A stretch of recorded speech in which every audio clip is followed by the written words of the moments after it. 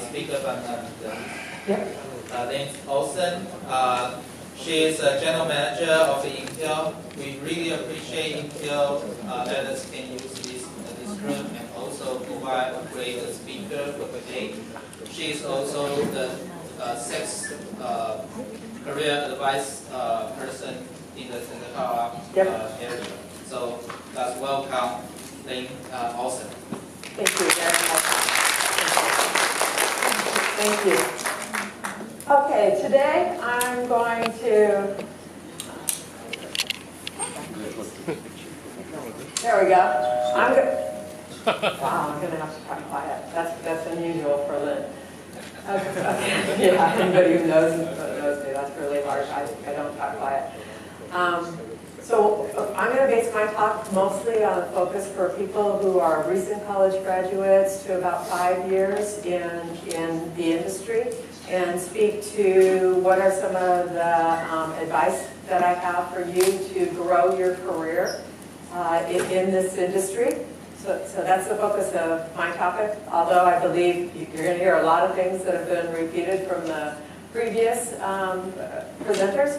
And as well as I believe a lot of these ideas, just again as the results of these other presenters also saying it, I believe that a lot of these ideas carry over, throughout your career. It's not just in the beginning, but it's also, throughout your career.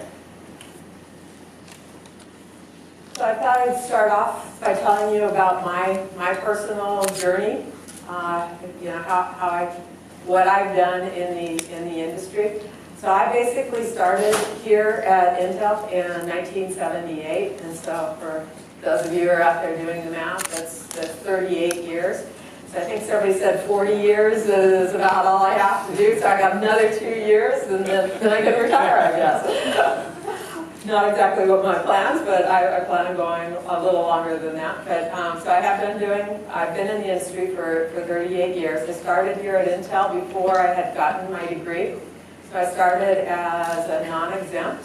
I was going to school full-time and also working full-time. I guess I'm one of those workaholic type of people. And so I did a job that was called a digitizer. It does not exist in today's industry, but in the old days, back in that time, an engineer used to draw their schematics on a piece of paper, or even sometimes on a napkin at lunchtime. They'd draw up their schematics.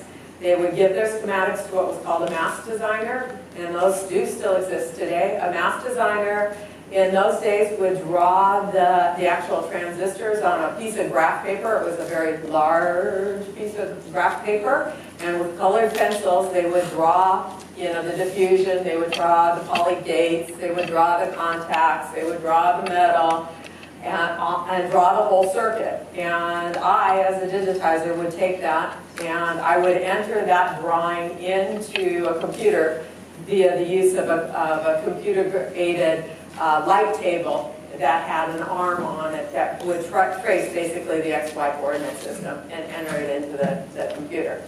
So that's how I started, and as a result of starting in here at Intel, at the time when I started, I was going to school with math and science. I really enjoyed math and science, but I was going to be a teacher. I wanted to teach at the high school level.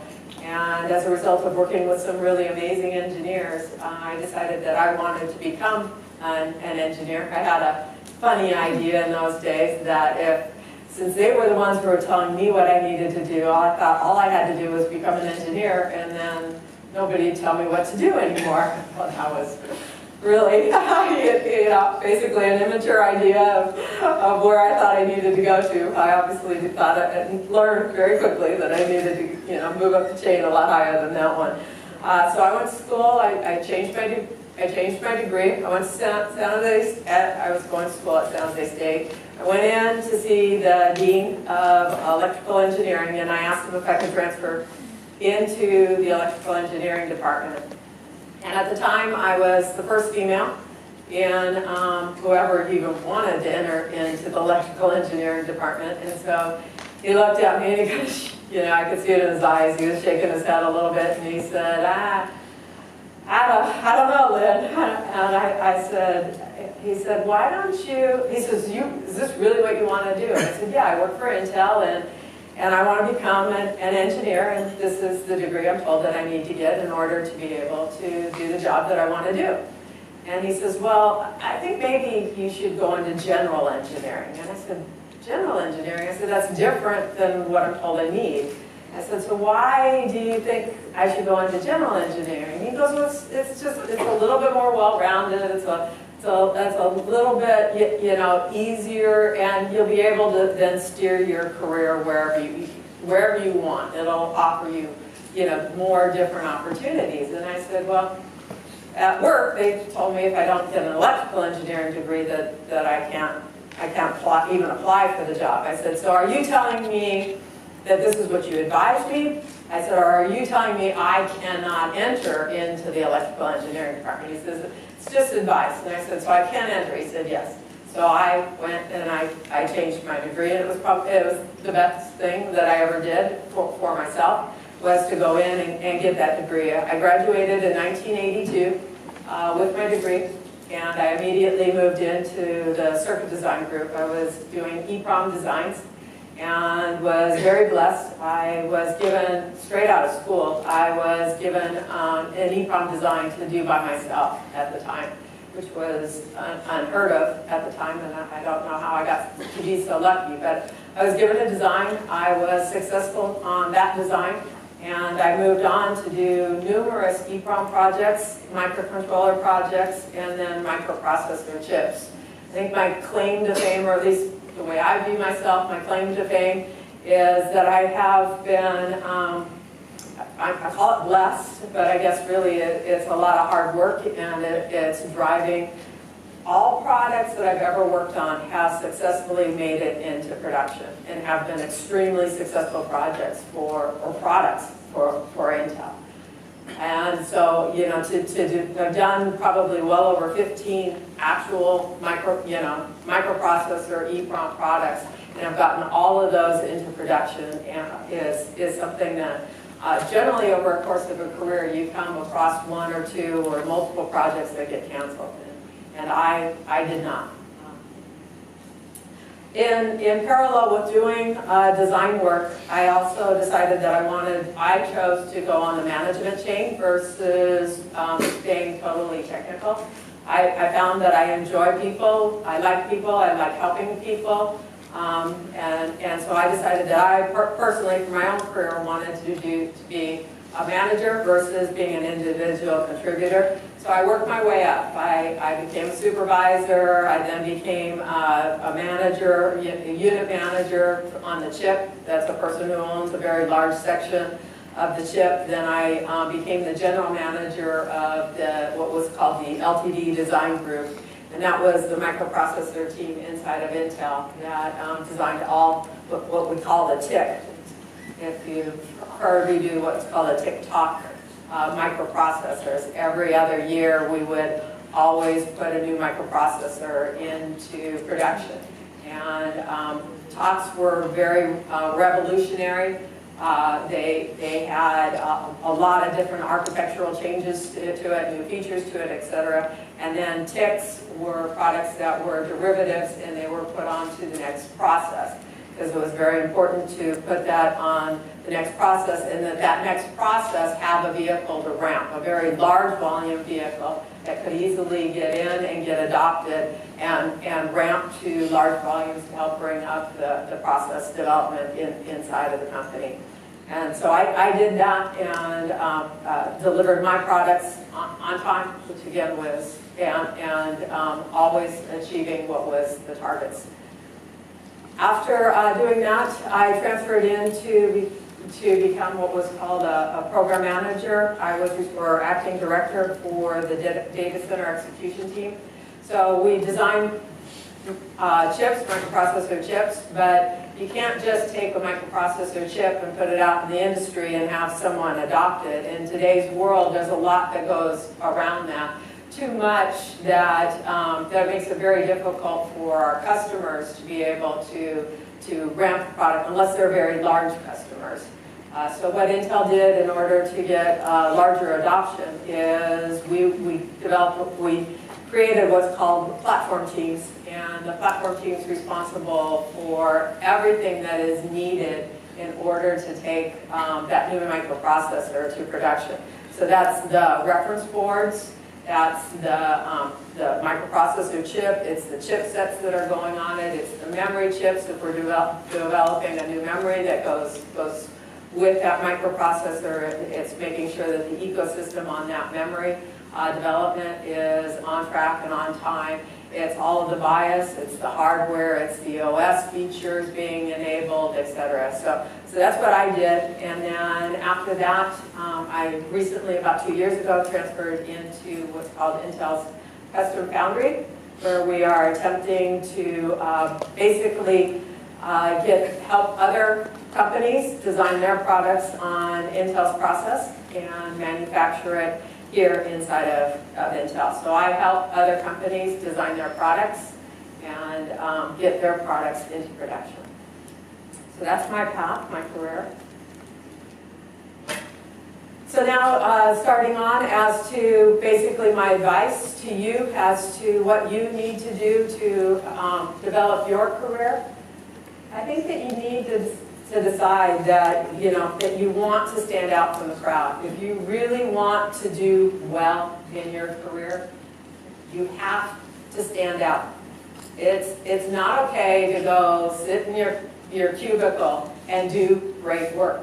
That's unfortunately not enough. You won't stand out as a result of that.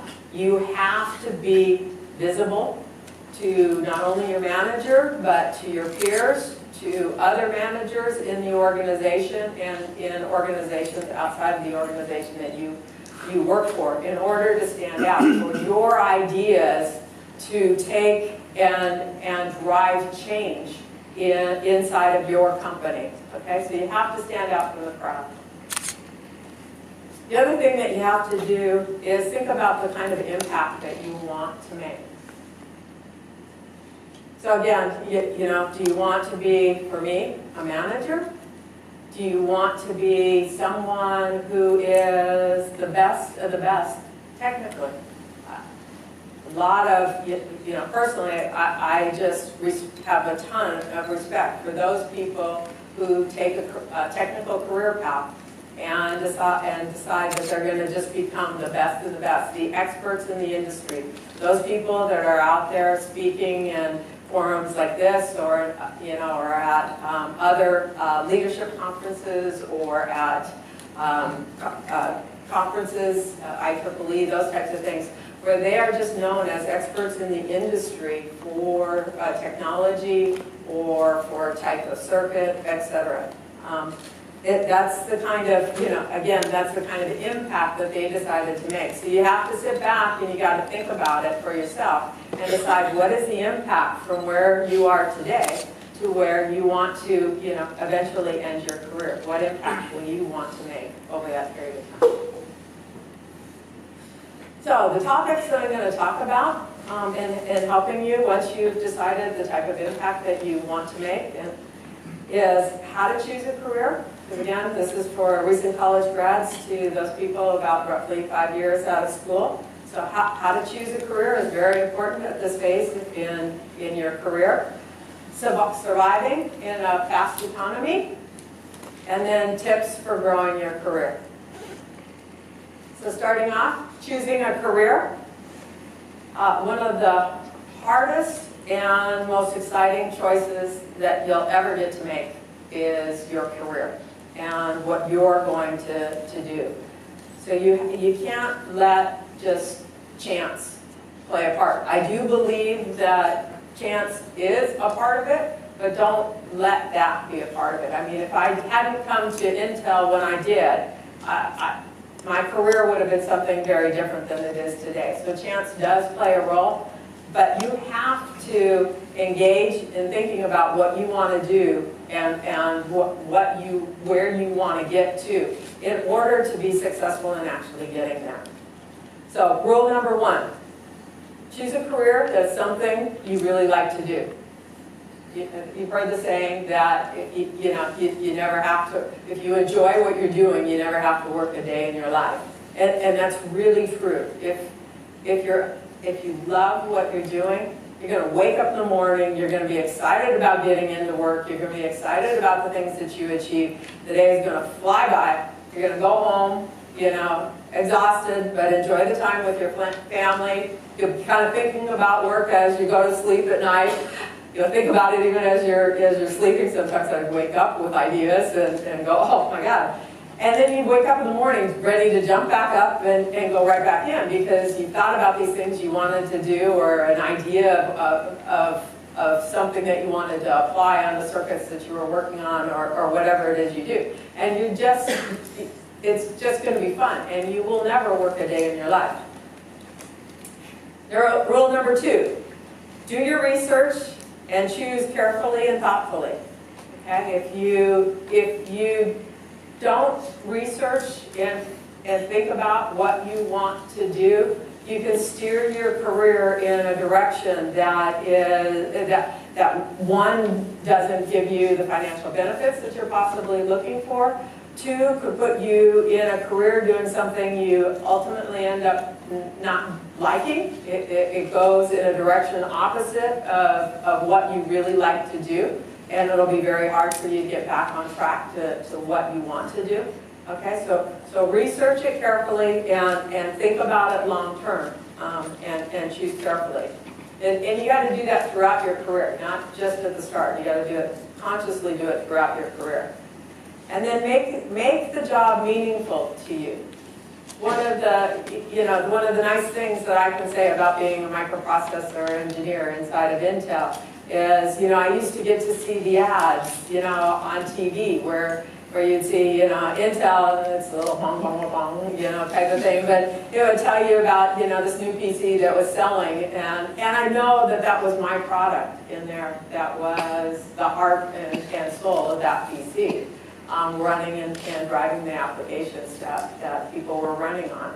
And that was exciting for me, so it was meaningful for me, and I could, point to my parents and say, I did that, that was cool. I took a lot of pride in it. So make it meaningful to you, and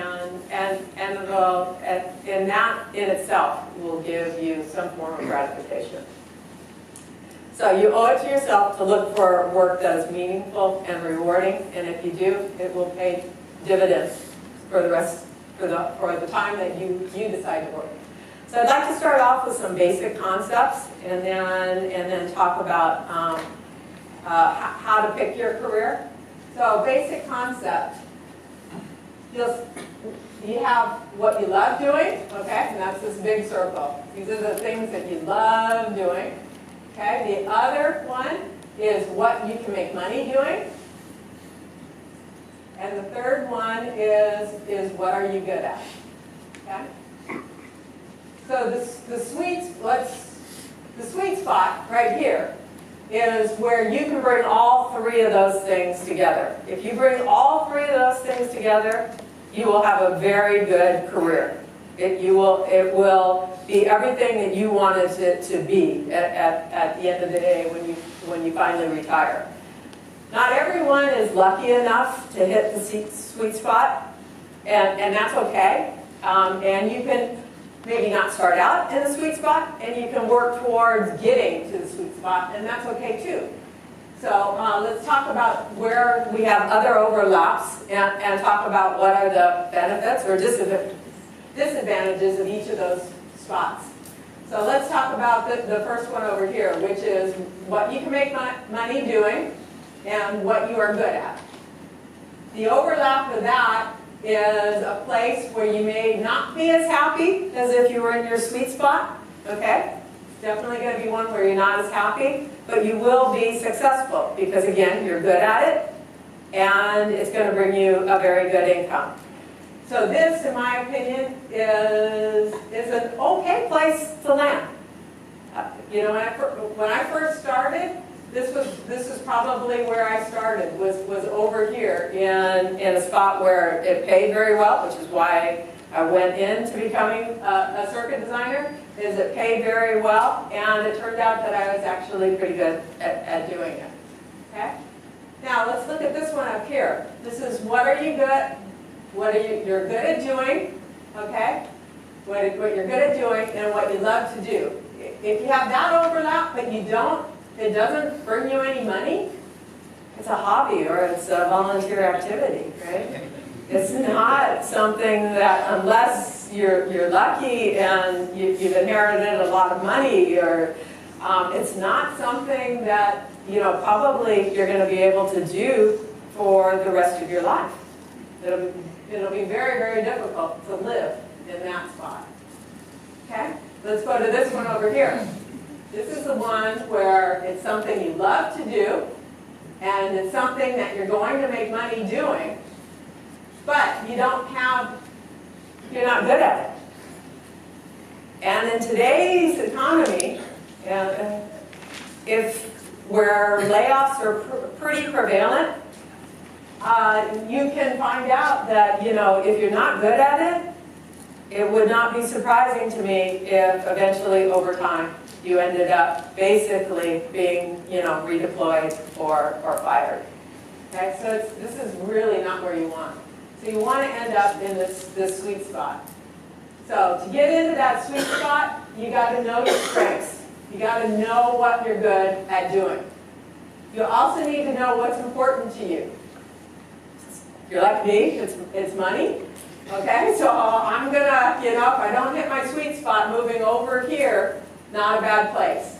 If it's one where your sweet spot is more towards what you love doing, then maybe a little less pay, maybe one, you know, again, don't go here, this is too risky. So one where maybe it's a little bit less pay.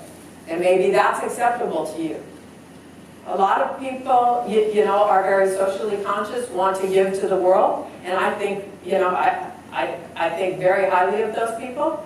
So if you can manage to live that way, that's not a bad place to be either, okay? So know yourself, know what your goals are. Know the company. Know what the company values, because that company that you're starting in today, it's going to change over time. So know what it values, whether it's technical, whether it's management, whether it's breadth, meaning, you know, for me in electrical engineering, whether it's that I know many different technologies, I know about memories, I know about microprocessors, I know about software, I know about chipsets, et cetera, that's breadth. Or is it one where they value depth? That means I kind of stayed doing memory design. Started originally in memory design. I stayed doing memory design and understood everything there was and became an expert and could lead a team in memory design. Maybe that's what they value. So know what they value, know what options the company offers to be able to make change, whether or not they're open to change, whether or not they offer programs for you to evolve in change, so that you can be successful inside of the company while you're changing. And what company trends are. What are their trends towards skill set requirements, towards geographies, et cetera. Because what you don't want to do is end up where your job is eventually phased out and you haven't been watching that. And you end up being laid off because the job just, like I said, I started originally as a digitizer and the job doesn't exist today. It just doesn't exist. It phased out. If I hadn't, you know, had other career goals, and if I hadn't been watching out for it, I could have ended up where I had been, you know, laid off as a result of that. So taking all of this into account, develop a plan. And you want to first develop what your long-term plan is. Know where you want to go. And then develop a short-term plan. Figure out your stepping stones for how you're going to get there. Because nobody gets to just get to their long-term plan. You have to work your way there. So develop your short-term plan and on how you're going to get there. Start that course and then be flexible, because along the way things can change.